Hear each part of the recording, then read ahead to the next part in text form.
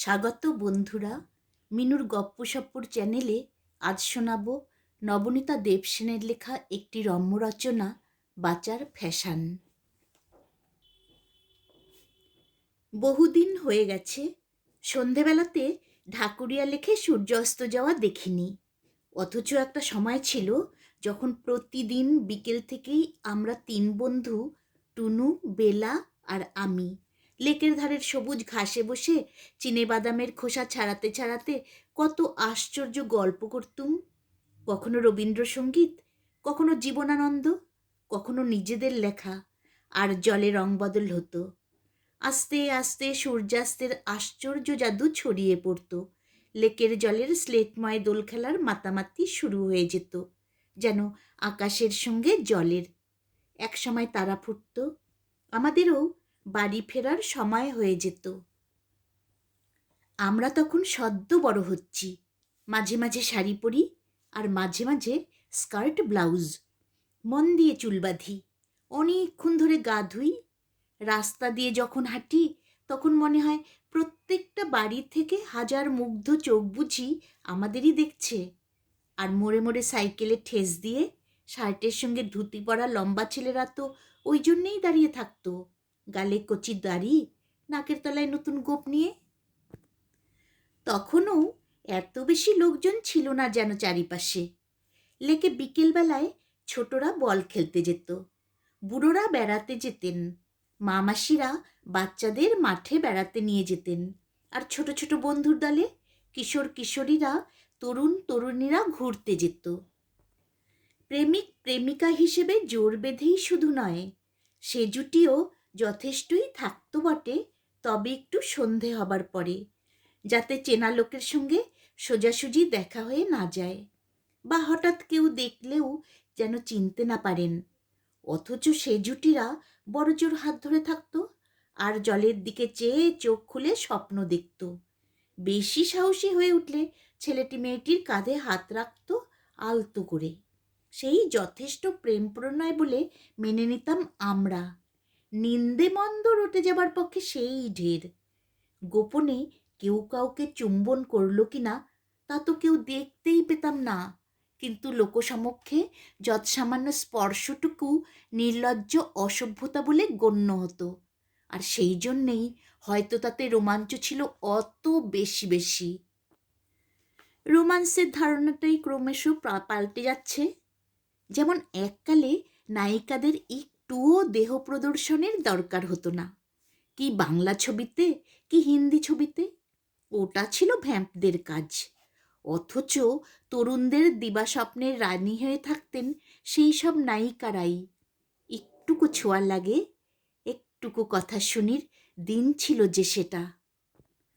এখন তো লেকে আড্ডা মারতে গিয়ে অল্প বয়সী মেয়েদের বসবার উপায়ই নেই।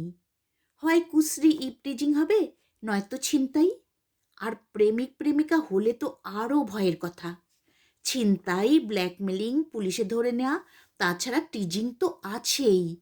একটাই ভয়, কে কোথায় দেখে ফেলবে, বাড়িতে বলে দেবে, পাড়ায় নিন্দে রটিয়ে দেবে। এখন লেকে কারা যায়? সকালে অনেকে যান, স্বাস্থ্য নিয়ে যাদের সম্ভাবনা আছে। তাদের যে কোনো বয়স হতে পারে, 16 থেকে 96। কুকুরের সঙ্গী বা সঙ্গিনী হয়ে যান আরেক দল, তাদের ভাবনা কুকুরের স্বাস্থ্য নিয়ে। নেংটি পড়া আরেক রকমের যোগব্যায়াম, ফ্রি হ্যান্ড এক্সারসাইজ ইত্যাদিও গম্ভীরভাবে প্র্যাকটিস করা হয় লেকের খোলা হাওয়া লাগিয়ে প্রাণে। আমার বোন শান্তা বারবারাতে থাকে, ছুটিতে দেশে এসেছিল। ভোরবেলা জগিং করা তার অভ্যেস। সেই লেকে গিয়ে তো ভীষণ অবাক।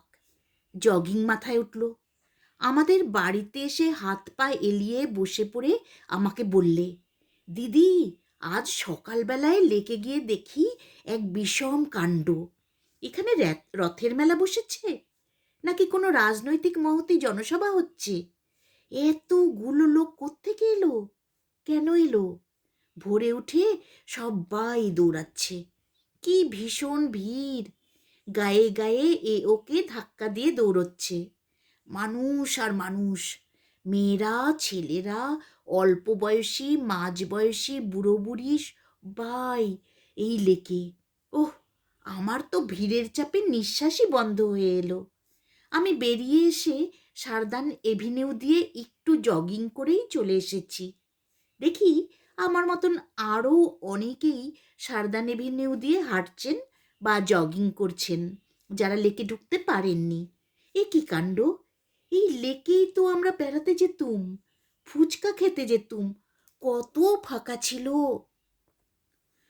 হয়তো এখনো বিকেল বিকেল গেলে আগের মতো ফুচকা খেতে পারবি, আমি সান্ত্বনা দিই। আমাদের তো এখন বয়সটা সেফ, বিকেলে একা গেলে ভাবনার কিচ্ছু নেই, মা মাসি বলে কথা। তা আমাদের আর বিকেলবেলা লেকে যাওয়া হয়নি। খুকুকে একটুও ফুচকা খাওয়ানোর ইচ্ছে আমার ছিল না। এত দিন বিদেশে থেকে হঠাৎ রাস্তায় ফুচকা খেয়ে অসুখ বিসুখ করবেই।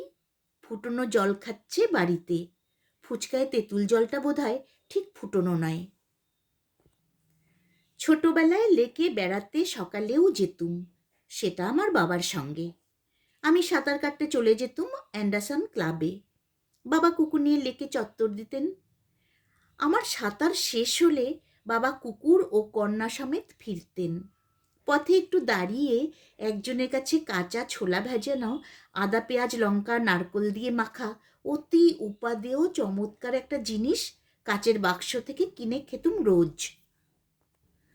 রাস্তাঘাটের জিনিস বাবা নিজে খেতেন না, কিন্তু আমার ভিজে ছোলা মাখা কলা পাতার খাওয়াটা মর্নিং ওয়াকের অঙ্গ ছিল।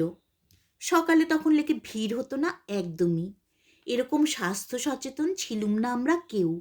এত অস্বাস্থ্যকর হয়নি তখন কলকাতা। না ছিল এত লোকজন, না এত গাড়ি, এত ধোয়া ধুলো, না এত পুরনো পুরনো বাড়ি ভেঙে গুঁড়ো গুঁড়ো করে ফেলে সব তাসের ঘর তৈরির মরণ হিড়িক। কলকাতা তখন আর যে কোনো সভ্য শহরের মতোই ছিল। আমরা 2-3 জন প্রেসিডেন্সি কলেজের ছেলে মেয়ে দল বেঁধে বিকেলবেলা কলেজ থেকে গঙ্গার ধারেও বেড়াতে যেতুম মাঝে মাঝে, কিংবা গড়ের মাঠে। ভিক্টোরিয়ার মাঠে বসে নকুলদানার 3 কোনা মোড়ক খুলতুম।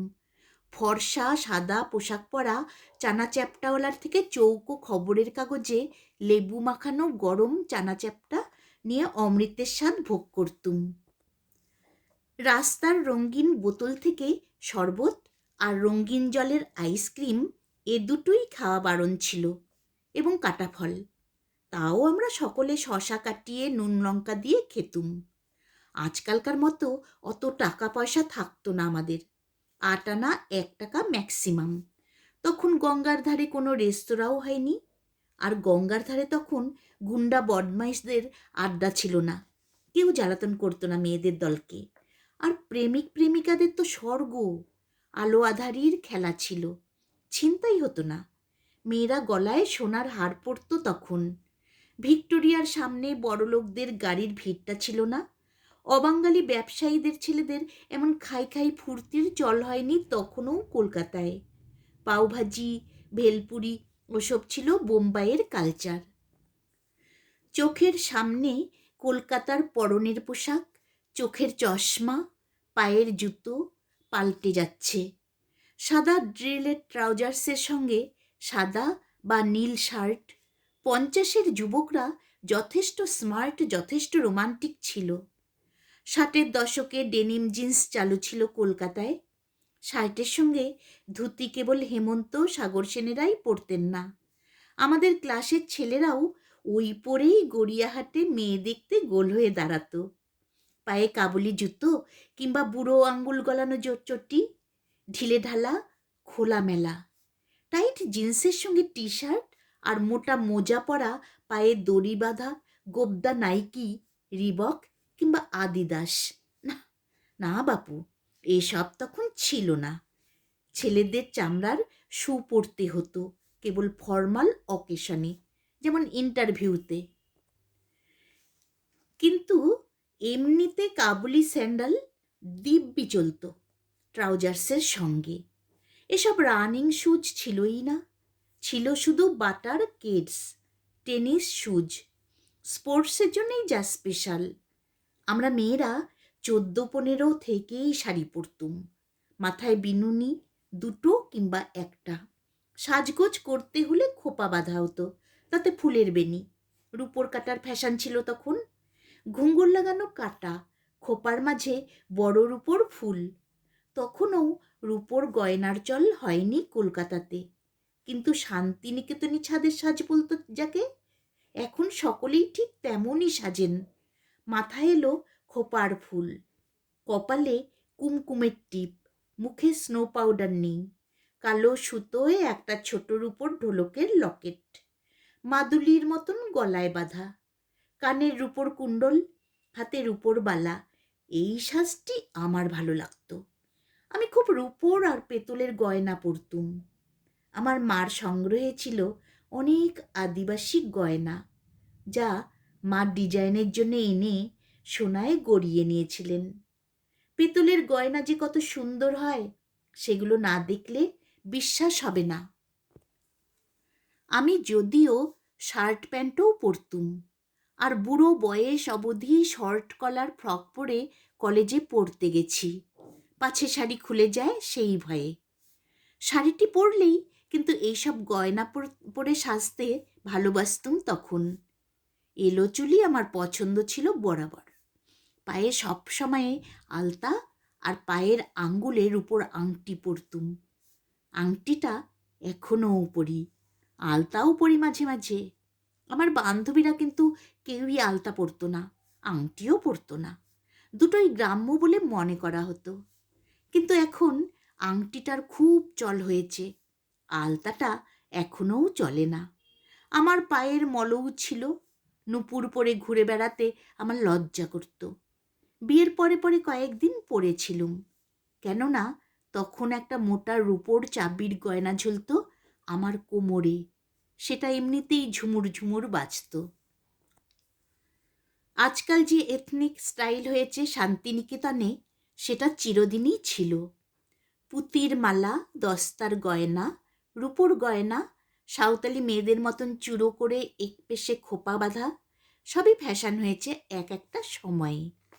আজকাল যে গলায় উত্তরীয় দেয়া ছেলেদের ফর্মাল দেশি সাজের ফ্যাশন, সেটা পুরনো শান্তিনিকেতনী সাজ। ছোটদের আজকাল জীবন এতই ব্যস্ত সমস্ত এবং রুচি এতই পাশ্চাত্য ঘেঁষা যে পুরো জীবনযাপনেই আমূল বদল হয়ে যাচ্ছে। সাজ পোশাকেই তো কেবল নয়, গান বাজনাতে, আনন্দ করার ধারণায়, খাদ্য ও ফুর্তি করার ধরনে, প্রেম ভালোবাসার ধারণায়, সবেতেই এখনকার রুচির সঙ্গে তখনকার তফাৎ অনেকখানি। তখন আমরা অনেকটা সময় ঘরের বাইরে কাটাতুম, গাছপালা, আকাশ, মাটি, জলের সঙ্গে। প্রকৃতি মানুষকে বহির্মুখী করে না, বরং অন্তর্মুখী করে। টিভি একদিকে আমাদের দেহটাকে বদ্ধ ঘরে গৃহবন্দী করে রাখে, অন্যদিকে মনটাকে কিন্তু সম্পূর্ণ লাগাম ছাড়া বহির্মুখী করে ফেলে। গাছপালা চুলোয় যাক, বইপত্তরে পর্যন্ত মন বসে না, মনোনিবেশেই অসুবিধে হয়। এখন তাই ম্যাগাজিন কালচার হয়েছে, এক মনে সবাই টিভি দেখে, তাতে উত্তর ঠিক হলে প্রাইজ মিলবে। অন্তত মন দিয়ে পড়াশোনা করলে উত্তর ঠিক হলে যে রেজাল্ট কত ভালো হতো, সে কথা কেউ ভাবেই না। এ যে হাতে নগদ প্রাপ্তি লাভের লোভ, নেশা করানো খেলা। 14-15 বছরের 3টি মেয়ে বিকেল থেকে গিয়ে সন্ধে গড়িয়ে সূর্য ডুবে তারা ওঠা পর্যন্ত অকারণে লেকের ধারে বসে আছে, গান করছে, কবিতা পড়ছে, গল্প করছে। এটা আজকের যুগে সম্ভবই নয়। ইপটিজিং, ছিনতাই যদি নাও থাকতো, তবু কি তারা যেত? সময় পেত কি? এখনকার বাচ্চার ফ্যাশন কত বিচিত্র রকমের স্কুলে ভর্তি করে দিয়েছে তাদের। সাঁতার, নাচ, গান, ছবি আঁকা, আবৃত্তি করা, যোগব্যায়াম, কম্পিউটার, জুডো, ক্যারাটে, ভাষা শিক্ষা, এত সব তো আছেই। তাছাড়া বিভিন্ন সাবজেক্টে আলাদা টিউশনি নিতে হয় তাদের। তার ওপর আছে টিভি দেখা। সময় কোথায় তাদের পা ছড়িয়ে লেকের ধারে বসে আড্ডা মারবার? যদি তারা এই অবকাশটুকু বহু চেষ্টায় কষ্টে সৃষ্টে বের করে নেয়, তবে সেটা নেবে নিশ্চয়ই বিশুদ্ধ আড্ডার জন্যে নয়, নিষিদ্ধ প্রেমের জন্যেই।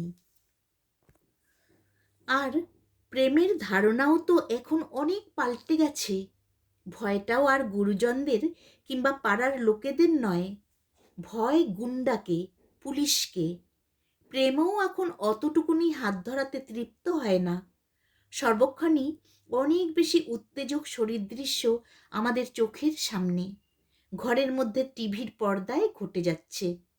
দিনকাল বদল হচ্ছে, বদল সর্বদাই স্বাভাবিক, কিন্তু সর্বদাই ভালো এটা তো নয়। আবহাওয়াতে যেমন দূষণ ভীষণ বেড়েছে, সেটা ভালো বদল নয়। মনেও তেমনই দূষণ বড় বেড়েছে, সেটা ভালো বদল নয়। ভিড়ের বাইরে অতৃপ্তি বেড়ে যাওয়া বড় কষ্টকর, বড় দূরত্ব সৃষ্টি করে। নিজের সঙ্গে বিশ্বেরই শুধু নয়, নিজের সঙ্গে নিজেরও। এ কেমন বাঁচার ফ্যাশন? আমরা এখন ফ্যাশন শেখাই, যা প্রতি ঋতুতে বদলে যায়। কিন্তু প্রকৃতির মধ্যে তো কেবল ঋতু পরিবর্তনের ফ্যাশনটাই নেই, তার মধ্যে যে ধ্রুবপথটি বাঁধা আছে তার ফ্যাশন আমরা শিখিও না, শেখাইও না। অবকাশই দিই না আমাদের সন্তানদের পৃথিবীটাকে ভালো করে চেনবার, দেখবার, ভালোবাসবার।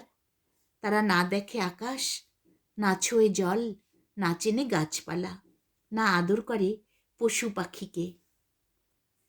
এই চট জলদি বাচ্চার যে ফ্যাশন হয়েছে, তার জন্যেই এত জট পাকিয়ে যাচ্ছে সুতোয়। তৈরি হচ্ছে সুদীপা, সজল, দেবাশিসের মতো পথভ্রষ্ট সন্তান। কি হবে 64 কলার চর্চা করে? কি হবে এত টিউশনি দিয়ে, যদি জীবনটাকে ভালোই বাসতে না শেখানো গেল? এত ঘৃণা, এত লোভ, এত ক্রোধ, এত নির্মমতা, এ আবার কেমন ধারা বাঁচার ফ্যাশন? গাছের পাতাই বদল হয়, কাণ্ডটা তো বদলায় না। সেটাই ধ্রুপদী ফ্যাশনের চাবিকাঠি। জীবনের আসল ফ্যাশন সেটাই, যা ঋতুতে পাল্টায় না, ক্রমশ শক্ত হয়ে, সবল হয়ে অন্যকে আশ্রয় দিতে শেখে। তাহলে ফুল ফল আপনিই আসবে।